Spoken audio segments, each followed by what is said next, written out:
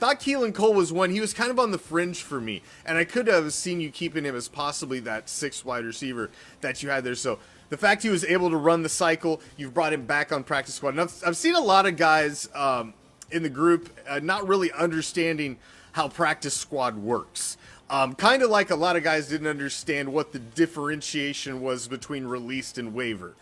There's a lot of things when it comes into contract negotiations, how guys are released, how guys are moved around on rosters, as to how things work salary cap wise, how they're able to move throughout the rest of the league and get gamefully employed. That's kind of the difference between waiver and released.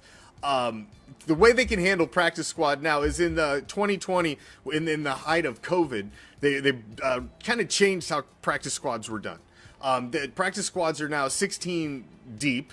So you got 16 players on there, and you are allowed to protect up to 4 a week. And that rotates on, do believe it's on Tuesday every week that you have to designate who your protected practice squad players. So depending on what's going on, what the temperature of the league is, if somebody's out there, a whole bunch of fucking wide receivers went down, there's a couple of teams that are going fucking wide receiver hunting. Maybe you protect the wide receivers that way. So you can change it a little bit depending on what the temperature of the league is, and also how you want to keep your guys. And maybe Keelan Cole is a guy at the beginning of the season. You designate him for the first month, and nobody can even touch that guy.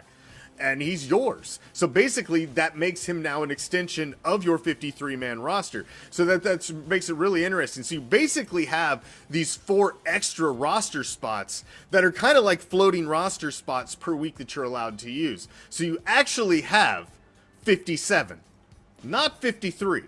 You actually have 57 that you can use because you have these 4 floating spots.